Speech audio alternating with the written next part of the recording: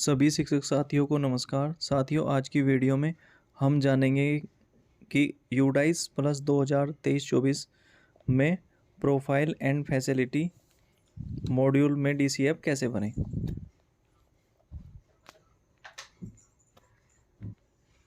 साथियों, यह कार्य हम मोबाइल से भी पूरा कर सकते हैं। मैं आपको बताना चाहूँगा, स्टूडेंट मॉड्यूल की वीडियो मैं पहले ही बना चुका हूँ। उसका लिंक मैं आपको कमेंट बॉक्स में डाल दूँगा। जिस शिक्षक साथी ने स्टूडेंट मॉड्यूल अभी तक कंप्लीट नहीं किया है, वह वहाँ से वीडियो देखकर अपना विद्यालय का स्टूडेंट मॉड्यूल का कार्य पूरा कर सकता है। यूडाइस प्लस पर लॉगिन हो जाने के बाद आपको प्रोफाइल एंड फैसिलिटी पर क्लिक करना है। आप देखेंगे कि आपके सामने जो पेज दिखाई दे रहा है उसमें ऊपर रेड कलर में न्यू लिखा आ रहा है, और जैसे ही मैं इसको नीचे करता हूँ तो यह ऊपर से दिखाई नहीं दे रहा है।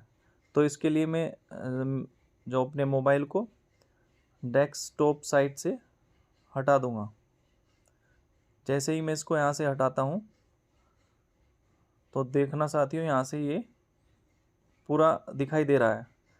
ये प्रीवियस ईयर का डाटा है। अगर किसी का यहाँ पर कुछ मिस्टेक हुआ हो, पिछले साल जब यूडाइस का काम किया था, तो उसे यहाँ पर जाकर आप अपना संशोधन कर सकते हैं, और सेलेक्ट लैंग्वेज में आप अपनी भाषा भी चेंज कर सकते हैं।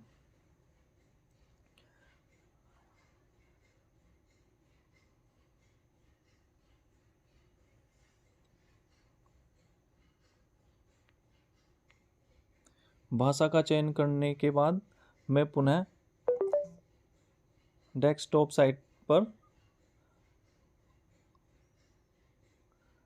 मोबाइल को कर देता हूँ। अब हमारा मोबाइल पूर्णतः लैपटॉप की तरह कार्य करेगा।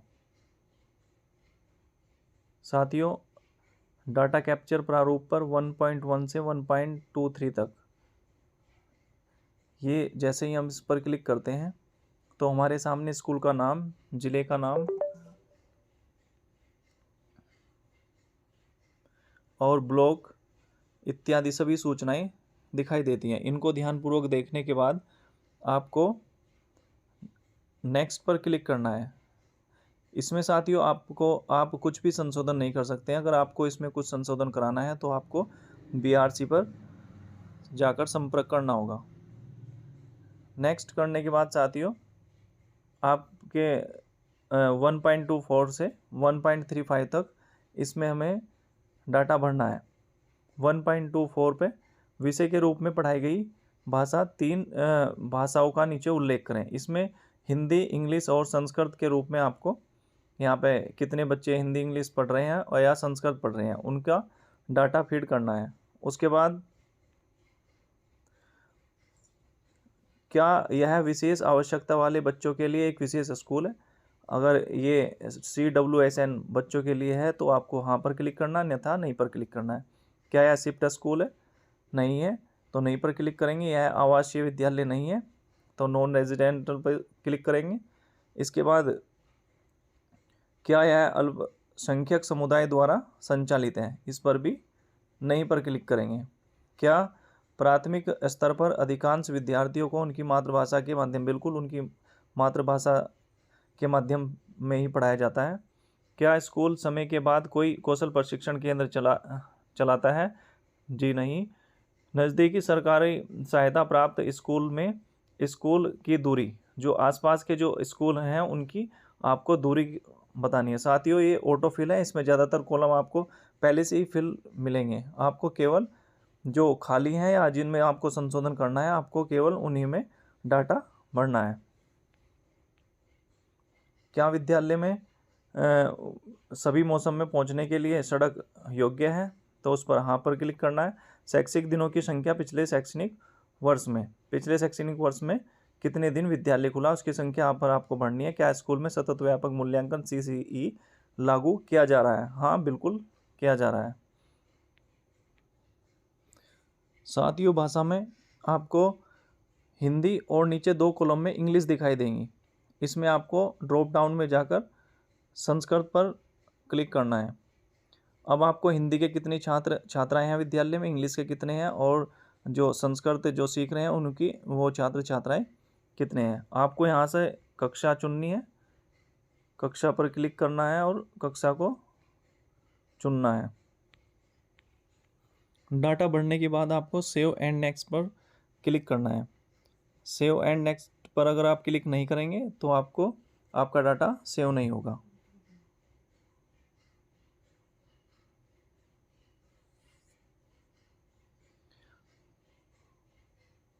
अब हम दूसरे पेज पर आ गए हैं 1.37। इसमें आंगनबाड़ी केंद्र स्कूल परिसर में है तो वहाँ पर क्लिक करना है, अगर नहीं है तो नहीं पर क्लिक करना है, और अगर है तो उसमें आंगनबाड़ी केंद्र का नाम और उसमें कुल लड़के और लड़कियों की संख्या भरनी है। फिर इसके बाद क्या बाल वाटिका सह स्थित आंगनबाड़ी या स्कूल में प्रारंभ की जा रही है, क्या अगर की जा रही है तो हाँ, अन्यथा नहीं। क्या कोई स्कूल से बाहर वाले बच्चे स्कूल में नामांकित है, आउट ऑफ स्कूल चाइल्ड अगर हैं तो हाँ पर क्लिक करना है। वर्तमान वर्ष में उपचारात्मक शिक्षा ले रहे विद्यार्थियों की संख्या, कितने बच्चे आपके स्कूल में उपचारात्मक शिक्षा ले रहे हैं। शिक्षा में सुधार या वृद्धि के लिए कक्षाओं में भाग लेने वाले छात्र, जितने आपके यहाँ पर शिक्षा में सुधार के लिए जो छात्र भाग ले रहे हैं उनकी संख्या आपको यहाँ पर भरनी है। इसके बाद गत शैक्षणिक वर्ष के दौरान स्कूल के दौरों का ब्यौरा देना है आपको यहाँ पर, कि शैक्षिक निरीक्षणों की जो संख्या है वो आपको यहाँ पर भरनी है। CRC हेड समन्वय द्वारा कितने दौरे किए गए विद्यालय के, खंड शिक्षा अधिकारी BRC BO द्वारा कितने दौरे किए गए, और जिला स्तर से कितने अधिकारी आपके विद्यालय में आए। वो आप अपनी अध्यापक उपस्थिति जिस पर कोई अधिकारी आता है तो साइन करता है, वह वहाँ पर आप देखकर पिछले सत्र की अपनी संख्या को यहाँ पर भर सकते हैं। इसके बाद क्या RTE मानदंडों के अनुसार विद्यालय SMC का गठन है, बिल्कुल है, सभी विद्यालयों में SMC का गठन है, तो आप यहाँ पर क्लिक करेंगे। इसके बाद पिछले शैक्षणिक वर्ष में आयोजित SMC उनकी बैठक कितनी हुई है पिछली जो शैक्षणिक सत्र में, वो आप देखकर अपने जो पंजिकाएँ हैं SMC की वहाँ से आप यहाँ पर नोट कर सकते हैं। इसके बाद विद्यालय विकास योजना वो सभी विद्यालयों में है, वो 1 साल के लिए बनाई जाती है, उसकी यहाँ पर आप सन लिख देंगे नीचे 2023। और इसके बाद क्या स्कूल निर्माण समिति का गठन किया गया, अगर विद्यालय में कोई निर्माण कार्य हो रहा है तो आपने समिति का गठन किया होगा, अन्यथा नहीं। इसके बाद क्या स्कूल ने अपने अभिभावक अध्यापक यानी PTA का गठन किया हुआ है, बिल्कुल PTA का गठन किया है। अकादमिक समिति का गठन अगर आपने कर रखा है अपने विद्यालय में तो हाँ करें, अन्यथा नहीं करें। PTA की बैठक कितनी हुई है वो आपको यहाँ पर ब्यौरा देना है। क्या इसके बाद क्या स्कूल सार्वजनिक वित्तीय प्रबंध प्रणाली के तहत यानी PFMS के तहत पंजीकृत है, तो बिल्कुल है PFMS के द्वारा। क्या स्कूल में बहु कक्ष है यानी एक ही कक्ष के अंदर एक से ज़्यादा कक्षाएं बैठ रही हैं, तो आपको यहाँ पर हाँ करना है और उनका यहाँ पर ब्यौरा देना है नीचे। क्या स्कूल किसी स्कूल परिसर का भाग है, अगर है तो हाँ पर देना है, यानी एक ही परिसर में एक से ज़्यादा विद्यालय चल रहे हैं तो उसको आपको यहाँ पर हाँ करना है, अन्यथा नहीं करना है। अगर आपने हाँ किया है तो आपको यहाँ पर लिखना है कि यहाँ पर पूर्व प्राथमिक है और यहाँ पर प्राथमिक 1 है, पूर्व प्राथमिक 1 है, इस तरीके से। इसके बाद क्या स्कूल ने एक भारत श्रेष्ठ भारत के तहत कोई गतिविधि शुरू की, अगर आपके यहाँ पे कोई एक्टिविटी इस प्रकार की हो रही है तो आप हाँ पर करें, अन्यथा नहीं पर करें। फिट इंडिया स्कूल के रूप में प्रमाणित किया गया है स्कूल को, अगर किया गया है तो हाँ पर करें, अन्यथा नहीं पर करें। क्या स्कूल सहकर्मी स्वयं शिक्षक मूल्यांकन के आधार पर प्रत्येक शिक्षार्थी के लिए एक समग्र रिपोर्ट कार्ड प्रदान करता है, बिल्कुल करता है। सभी रिपोर्ट कार्ड दिए जाते हैं मूल्यांकन करने के बाद छात्रों का, तो आप हाँ पर क्लिक करेंगे। PM पोषण के तहत परोसे गए मध्याह्न भोजन के दिनों की संख्या, कितने दिन विद्यालय को खुला था उतने ही दिन आपने मध्याह्न भोजन बनवाया होगा विद्यालय में, वो आपको यहाँ पर भरना है। इसके बाद प्रति सप्ताह दिन और प्रति माह दिन, प्रति सप्ताह दिन के लिए आप 52 से भाग करेंगे, जितनी आपने कुल दिन की संख्या लिखी है उसको, और प्रति माह दिन के लिए आप उसी संख्या को 12 से भाग करके जो भी आएगा वो यहाँ पर लिखेंगे। पॉइंट्स में नहीं लिखा जाएगा, आपको टोटल में लिखना है। इसके बाद आप सेव एंड नेक्स्ट का बटन पर क्लिक करेंगे।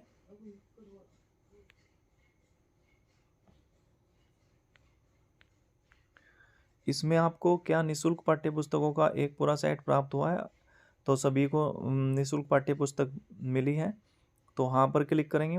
इसके बाद वर्तमान शैक्षणिक वर्ष में पुस्तकें कब प्राप्त हुई, वो जब जिस माह में पुस्तकें प्राप्त हुई हैं उसी माह का नाम लिखना है यहाँ पर।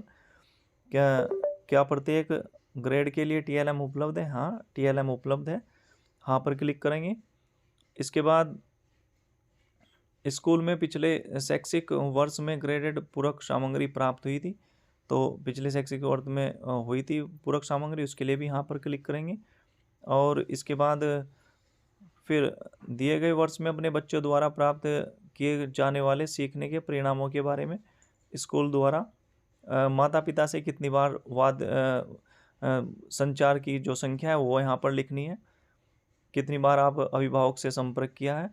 क्या माता पिता स्वयंसेवक सक्रिय रूप से विद्यालय का समर्थन करते हैं? हाँ, समर्थन करते हैं। क्या स्कूल ने सहकर्मी सीखने की शुरुआत की है? अगर की है तो वहाँ पर क्लिक करेंगे। क्या प्रत्येक ग्रेड के लिए खेल सामग्री, खेल उपकरण उपलब्ध है? बिल्कुल है, तो यहाँ पर के लिए निःशुल्क यूनिफॉर्म दी जाती है, यहाँ पर क्लिक करेंगे। यदि हाँ तो उस माह का नाम जिसमें, यहाँ साथियों देखिए इसमें DBT जिस माह बच्चे की आई है उसका पैसा जिस महीने में उसके खाते में आया है उसी माह का नाम आपको यहाँ पर लिखना है। ये डाटा कंप्लीट करने के बाद आप सेव एंड नेक्स्ट पर क्लिक करेंगे। इसके बाद आपको 1.541 में कुल सर्जित सीखने के परिणाम आधारित मूल्यांकन मदों की संख्या, इसमें आपको हाँ या ना पर क्लिक करना है। क्या इस स्कूल शिक्षकों के शिक्षण और सीखने के लिए शिक्षण सहायक उपकरण बनाए हैं? तो सभी ने प्रत्येक कक्षा के लिए जो TLM है उसको बना रखा है। इसके बाद क्या स्कूल सक्रिय रूप से शैक्षणिक संवर्धन गतिविधि, लेखन, प्रश्नोत्तरी, वाद विवाद आदि जो एक्टिविटीज़ हैं वो कराते हैं? बिल्कुल, सभी विद्यालय ये सारी एक्टिविटी कराते हैं, तो इस पर हाँ पर क्लिक करेंगे। सीखने के परिणामों में पहचाने गए हार्ड स्पॉट की कुल संख्या। हार्ड स्पॉट का मतलब है कि जैसे आप कक्षा में पढ़ा रहे हैं और बच्चों को कुछ सीखने में जो आ रही कुछ समस्याएं हैं उनको आपने अगर नोटिस किया हो तो वो कितनी समस्याएं हैं उसको आप यहाँ पर लिख सकते हैं। साइबर सुरक्षा पर उनमें उन्मुखीकरण प्राप्त करने यहाँ पर 0 रहने देंगे, और मनोसामाजिक पहलुओं पर प्रशिक्षण प्राप्त करने के लिए यहाँ पर भी ऐसा कोई प्रशिक्षण हमारे विद्यालय में नहीं हुआ तो 0 रहने देंगे यहाँ पर। ये डाटा भर देने के बाद आप सेव एंड नेक्स्ट पर क्लिक करेंगे। साथियों इस पेज पर आप देखेंगे कि सभी डाटा ऑटोफिल है। इसमें अगर आपको कहीं पर लगता है कि हमको संशोधन करना है तो आपको वहाँ पर संशोधन कर सकते हैं, अन्यथा सेव एंड नेक्स्ट पर क्लिक करेंगे। इसमें कुछ सूचनाएं मांगी गई हैं, जैसे क्या विद्यार्थी की अटेंडेंस कहाँ पर होती है, उपस्थिति लेखा में इलेक्ट्रॉनिक रूप से या बायोमेट्रिक से, ऐसे ही शिक्षकों के बारे में पूछा गया है, तो इन्हें में आपको उपस्थिति लेखा पर क्लिक करना है। उसके बाद देखो साथियों ये पहले से ही सब कुछ यहाँ पर भरा हुआ है। एक ऑप्शन ये है इसमें, क्या स्कूल ने किसी शिक्षक को प्रथम स्तरीय परामर्शदाता के रूप में नियुक्त किया गया है, और एक ऑप्शन ये है सभी हितधारकों के लिए शामिल करने वाला सुरक्षा सुनिश्चित करने के लिए स्कूलों की सुरक्षा और सुरक्षा अंकेक्षण की आवृत्ति। तो इसमें ड्रॉप डाउन में देखेंगे यहाँ पर कई सारी चीज़ें दी गई हैं, कई ऑप्शन दिए हुए हैं, तो इनमें से आपको जो भी आपको अपने विद्यालय के अनुसार उचित लगता हो उस पर आप क्लिक करेंगे। इसके बाद आप सेव एंड नेक्स्ट पर क्लिक करेंगे। इस पेज पर आपको आय और व्यय से संबंधित डाटा भरना है। आपके विद्यालय में कितनी कंपोजिट ग्रांट आई, पुस्तकालय का अनुदान कितना है, और बड़े मरम्मत कार्य के लिए कितना अनुदान आया, उसमें व्यय कितना हुआ है, खेल और शारीरिक शिक्षा के लिए कितना अनुदान आया है, मीडिया समुदाय जुटाव है तो अनुदान कितना है, SMC के लिए कितना है, SMC प्रशिक्षण के लिए कितना है, और नीचे देखेंगे कि NGO वगैरह ने या किसी अन्य समुदाय ने या किसी व्यक्ति ने आपको आपके विद्यालय को कितनी अनुदान में धनराशि दी गई है, उसका यहाँ पर नाम और ब्यौरा यहाँ पर भरना है। अगर नहीं दी गई है तो आप नहीं पर क्लिक कर देंगे। फिर क्या स्कूल निम्नलिखित के लिए इन्वेंटरी रजिस्टर बना रखा है, तो इसमें देखेंगे ICT मद का कोई रजिस्टर हमारे यहाँ नहीं होता है तो नहीं पर क्लिक करेंगे। खेल उपकरण का होता है तो यहाँ पर, पुस्तकालय का भी रजिस्टर होता है उस पर भी यहाँ पर क्लिक करेंगे। इसके बाद नेक्स्ट में निम्नलिखित के आधार पर स्कूल का कुल वार्षिक व्यय पिछले शैक्षणिक वर्ष में। तो इसमें देखेंगे रख रखाव हाउसिंग में कितना पैसा खर्च किया है, शिक्षकों पर कितना हुआ है, निर्माण कार्य में कितना, अन्य में कितना है, और कुल किया गया व्यय कितना है। तो अगर आपने यहाँ पर व्यय कर रखा है तो आप अपने अनुसार यहाँ पर उनका व्यय भर सकते हैं, अन्यथा की स्थिति में यहाँ पर शून्य रहने देंगे। ये डाटा भर देने के बाद आपको सेव एंड नेक्स्ट पर क्लिक करना है।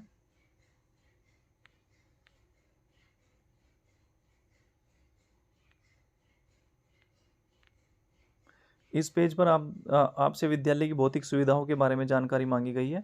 उसमें आपको स्कूल भवन की स्थिति कैसी है वो भरना है। यहाँ पर रेंटल पे है, गवर्नमेंटेड है, तो सभी गवर्नमेंटेड स्कूल हैं, तो यहाँ पर इसी पर क्लिक करना है। स्कूल भवन का प्रकार, और इसमें फिर आपको स्कूल में उपलब्ध सक्रिय बिल्डिंग ब्लॉक्स की संख्या कितनी है। तो जिसके पास एक बिल्डिंग है तो एक, और उसमें कमरों की संख्या बहुत सारी हो सकती है एक ही बिल्डिंग में। अगर किसी के पास एक से ज़्यादा बिल्डिंग है तो वहाँ पर संख्या में वो 2 कर सकता है या उससे ज़्यादा कर सकता है।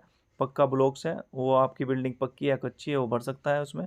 बाकी तंबू, कच्चा भवन, इनमें आप 0 रहने देंगे। अगर कोई आपके यहाँ पर कोई ऐसा कमरा या कुछ बिल्डिंग्स ऐसी है जो जीर्ण शीर्ण है तो उसमें यहाँ पर आप संख्या भर सकते हैं। 4 दीवारी का प्रकार, पक्की है, कच्ची है, कैसी है, वो आपको यहाँ पर, या कुछ टूटी हुई है या मरम्मत की आवश्यकता है तो वो यहाँ पर ऑप्शन में देखकर उसको भर सकते हैं। इसके बाद स्कूल में उपलब्ध कक्षाओं का विवरण, प्रयोगशाला कमरे शामिल नहीं है, मतलब प्रयोगशाला के जो कमरे हैं, जो लैब्स हैं, उनको हमको नहीं काउंट करना है, केवल जिनमें कक्षाएं चलती हैं उनको काउंट्स करना है। प्राथमिक के लिए यहाँ पर जितनी, ये यहाँ पर भी ऑटोफिल है बहुत सारी डिटेल्स, तो आप एक बार देख लेंगे, आपको जहाँ पर आवश्यकता लगे वहाँ पर आप संशोधन कर लेंगे। इसके बाद ये निर्माणाधीन कक्षों की संख्या देखेंगे, जीर्ण शीर्ण अवस्था में जितने हैं, अगर कोई ऐसा आपके पास कक्ष है तो आप यहाँ पर उसको भर देंगे। इसके बाद यहाँ पर आपसे जो है कक्षाओं की स्थिति मांगी गई कि कक्षाओं की स्थिति पक्का है, आंशिक रूप से पक्का, कच्चा, तंबू या कैसा है, तो आप यहाँ पर भर देंगे। मरम्मत की आवश्यकता है या मामूली मरम्मत की आवश्यकता है। इसके बाद आपसे क्या स्कूल में बिजली कनेक्शन उपलब्ध है, अगर है तो हाँ, अन्यथा नहीं पर क्लिक करेंगे। यदि स्कूल में बिजली उपलब्ध है तो यहाँ पर आपको जिन जिन जो कक्षाएं हैं, कमरे हैं, उनमें आप जितने पंखे लगे हुए हैं, पंखे वाले कक्षाओं की संख्या, और एसी वालों की, और हीटर अगर किसी कक्षा में लगा हुआ तो उसकी संख्या पर भरेंगे। क्या स्कूल में सोलर पैनल है, अगर लगा हुआ है तो हाँ पर, अन्यथा नहीं पर क्लिक करेंगे।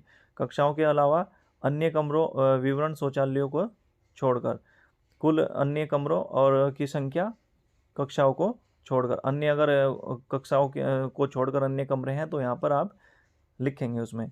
स्कूल के प्रमुख प्रधान शिक्षक या प्रधानाचार्य के पास अगर ऑफिस है तो आप यहाँ पर हाँ कर देंगे। पुस्तकालय के लिए अलग से कोई कक्ष है तो हाँ कर देंगे। सहायक प्रधानाध्यापक उप प्रधानाचार्य के लिए कोई अलग कक्ष है तो हाँ पर करेंगे, अन्यथा नहीं पर करेंगे। लड़कियों के लिए कोई कॉमन रूम है तो यहाँ पर हाँ करेंगे, अन्यथा नहीं। शिक्षक के लिए स्टाफ कक्ष है तो हाँ करेंगे, अन्यथा नहीं। सह पाठ्यक्रम गतिविधि कक्ष, कला और शिल्प कक्ष के लिए कोई अलग से कोई कक्ष है तो आप हाँ करेंगे, अन्यथा नहीं पर।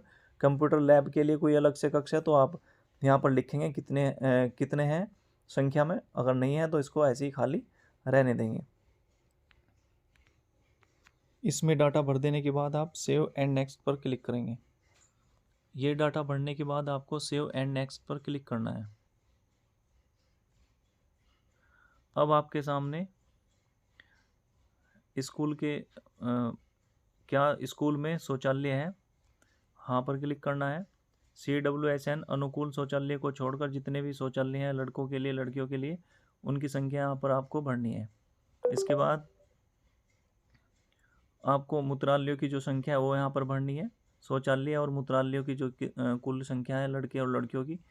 फिर इसके बाद क्या शौचालय मूत्रालयों के पास साबुन से हाथ धोने के लिए सुविधाएं उपलब्ध हैं, वो सभी के पास हैं तो हाँ पर क्लिक करेंगे। शौचालय सुविधा का स्थान उपलब्ध है तो है, इसमें यहाँ पर आपको स्कूल बिल्डिंग के अंदर है तो यहाँ पर करना है, और बाहर है तो बाहर। ये सभी के स्कूलों में परिसर के अंदर ही है करना है। क्या स्कूल में सैनिटरी पैड वेडिंग मशीन उपलब्ध है, जिनके यहाँ पर ये है तो वहाँ पर क्लिक करेगा, अन्यथा नहीं पर क्लिक करेगा। क्या भोजन से पहले और बाद में हाथ धोने के लिए साबुन से हाथ धोने की सुविधा उपलब्ध है तो है, और कितनी वास पॉइंट्स हैं तो वो यहाँ पर आप लिख देंगे। जितने भी आपके यहाँ पर मल्टीपल हैंड वाश में जितने वाश पॉइंट्स हैं वो आप यहाँ पर लिख देंगे। क्या स्कूल परिसर में पीने का पानी उपलब्ध है यहाँ पर क्लिक करेंगे। नल, इसमें क्लास टीचर के पास कोई पैड उपलब्ध नहीं है। इसमें यहाँ पर नीचे जो पानी के स्रोतों के बारे में बात हो रही है, इसमें हैंडपम्प, बोरवेल, यहाँ पर क्लिक करेंगे। सुरक्षित संरक्षित कुआं तो अभी कहीं पर है ही नहीं, तो यहाँ पर नहीं पर क्लिक हो जाएगा। नल का पानी है सभी के पास, और बोतल बंद पानी, इसके लिए नहीं पर क्लिक करेंगे। अन्य में भी नहीं पर क्लिक कर देंगे। क्या स्कूल में जल शुद्धिकरण यंत्र आरओ उपलब्ध है? जिनके विद्यालयों में आरओ लगे हुए हैं वो वहाँ पर क्लिक करेंगे, अन्यथा नहीं पर क्लिक करेंगे। क्या पेयजल की गुणवत्ता की जांच जल परीक्षण प्रयोगशाला से की जाती है? अगर किसी के विद्यालय के जो जल है उसकी गुणवत्ता की जांच की गई हो तो वहाँ पर क्लिक करें, अन्यथा नहीं पर क्लिक करें। क्या स्कूल में वर्षा जल संचय की व्यवस्था है? अगर है रेन वाटर हार्वेस्टिंग तो आप वहाँ पर क्लिक करें, अन्यथा नहीं पर। क्या स्कूल में पुस्तकालय सुविधा, बुक बैंक, रीडिंग कॉर्नर है? तो अगर है आपके पास तो आप यहाँ पर क्लिक करेंगे और पुस्तकों की कुल संख्या लिखेंगे यहाँ से। बुक बैंक है तो उसके लिए भी लिखेंगे। पढ़ने का कोना अगर आपके पास है तो यहाँ पर आप लिखेंगे। क्या स्कूल में पढ़ने के कोने में यहाँ पर क्लिक करेंगे। क्या स्कूल में पूर्णकालिक पुस्तकालय अध्यक्ष अगर आपने बनाया हुआ है तो आप यहाँ पर क्लिक करेंगे। क्या स्कूल समाचार पत्र पत्रिकाओं की सदस्यता लेता है? अगर लेता है तो वहाँ पर, अन्यथा नहीं पर। बच्चों द्वारा कितनी बार लाइब्रेरी की किताबें उधार ली गई या पढ़ी गई, यानी बच्चों ने कितनी बार विद्यालय से किताब लेकर घर पर पढ़ने के लिए ले जाई गई है, वो ये भी आप यहाँ पर लिख देंगे। क्या स्कूल सुविधाओं के विस्तार के लिए भूमि उपलब्ध है? अगर है तो वहाँ पर क्लिक करेंगे। क्या स्कूल में खेल के मैदान की सुविधा उपलब्ध है? इसमें यहाँ पर क्लिक करेंगे। जिनके पास नहीं है वो नहीं पर क्लिक करेंगे। क्या शैक्षणिक वर्ष में छात्रों की स्वास्थ्य जांच की गई? अगर किसी आपके विद्यालय में की गई हो तो आप हाँ पर करें, अन्यथा नहीं पर करें। अगर जांच हुई हो तो उसके फिर नीचे ऑप्शन ऊंचाई की हुई, वजन, आंखें, चिकित्सकीय, गला, इन सब में से किसकी हुई है वहाँ पर हाँ पर क्लिक करेंगे, अन्यथा नहीं पर। बच्चों को कृमिनाशक गोलियां दी जाती हैं, सभी विद्यालयों में दी जाती हैं, तो हाँ पर क्लिक करेंगे। WCD के दिशा निर्देशों के अनुसार बच्चों को दी जाने वाली आयरन, फोलिक एसिड की गोलियां वो भी सभी विद्यालयों में दी जाती है। क्या स्कूल वार्षिक स्वास्थ्य कार्ड रखता है? अगर आपके विद्यालय में, वैसे तो ये सभी विद्यालयों में होता है, अगर आपके पास नहीं है तो आप नहीं पर क्लिक करें। क्या स्कूल में थर्मल स्कैनर उपलब्ध है? अगर आपके पास उपलब्ध है तो आप वहाँ पर क्लिक करें, अन्यथा नहीं पर।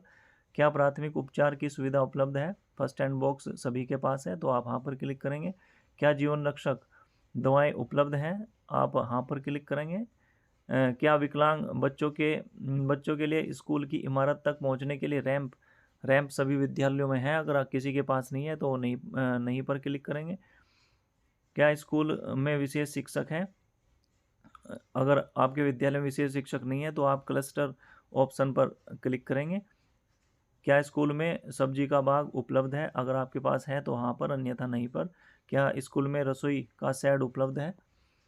तो आप हाँ पर क्लिक करेंगे। क्या स्कूल में अपशिष्ट एकत्रित करने के लिए कूड़ेदान है? अगर आपके यहाँ पर कूड़ेदान बना हुआ है तो आप हाँ पर क्लिक करेंगे।